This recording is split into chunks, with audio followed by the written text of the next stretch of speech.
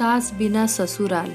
शेखर के साथ वैवाहिक बंधन में बंधने के बाद अर्चना मायके से रोने बिखरते विदा होकर ससुराल की दहलीज पर खड़ी थी। कभी घूंघट की ओर से शेखर को देखती तो कभी दरवाजे के अंदर देखने की कोशिश कर रही थी। अंदर से कुछ आवाज़ों को सुन के सिवा वो कुछ भी समझ नहीं पा रही थी। उसे ये तो पता था कि शेखर की माँ नहीं है, यानी वो सास बिना ससुराल में जाने वाली है।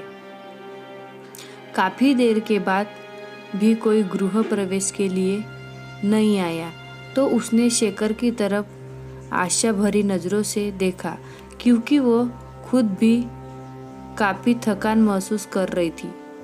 शेखर ने शायद अर्चना की नज़रों की भाषा पढ़ ली थी। वो अपने छोटी बहन को बुला कर लाया और उसके कान में कुछ कहा।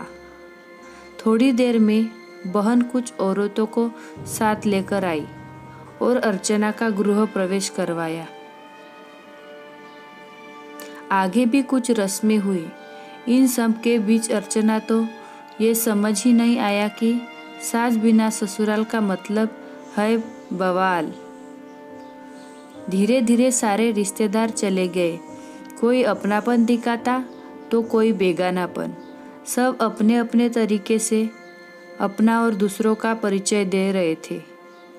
अर्चना कभी इनकी तो कभी उनकी बातें सुनकर परेशान सी हो रही थी। लेकिन धीरे धीरे ससुर, पति और 2 छोटी नंदों के साथ अर्चना अपनी गृहस्थी की गाड़ी को रास्ते पर लाने का प्रयास करने लगी। पति का प्यार, ससुर का दुलार और छोटी ननद का स्नेह अर्चना को कब अल्लड़ लड़की से जिम्मेदार गृहिणी बना दिया, वो खुद भी नहीं समझ पा रही थी। पर इन सब चीज़ों के बीच उसके दिल में एक चीज़ की कसक रहा करती थी कि उसकी भी सास होती। शादी के समय सारी सहेलियां उसे काफ़ी किस्मत वाली मानती थी कि चलो ससुराल में सास की किचकिच नहीं रहेगी।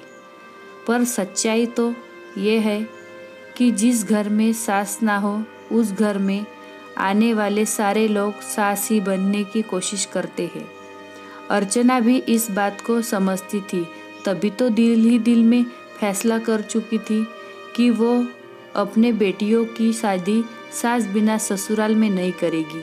दोस्तों, कुछ रिश्ते नमक जैसे होते हैं। सास का भी रिश्ता कुछ इसी तरह का है। ससुराल का हर सुख बिना सास के फीका ही स्वाद देता है। ये कहावत भी सही है कि सास गले की फांसी होती है जो ना निगली जाती है ना उगली जाती है, पर इनका रिश्ता काफ़ी खास होता है। आपको हमारी यह कहानी कैसे लगी हमें कमेंट कर ज़रूर बताएं। अगर आपको यह कहानी पसंद